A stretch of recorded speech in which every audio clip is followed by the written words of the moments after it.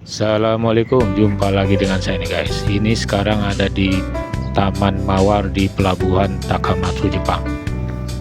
Jadi di pelabuhan ada Taman Mawar nih guys, yang dibuat sebagai tempat untuk menunggu para penumpang ya.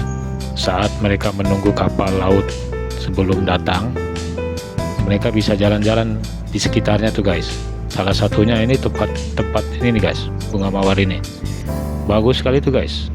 Jadi ada berbagai macam bunga mawar asli Jepang itu yang tertata dengan baik.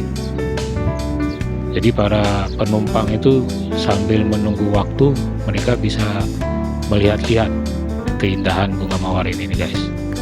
Ini bisa menjadi inspirasi kita nih guys di dalam penataan kota menjadi lebih indah. Oke, begitu saja informasinya. Assalamualaikum.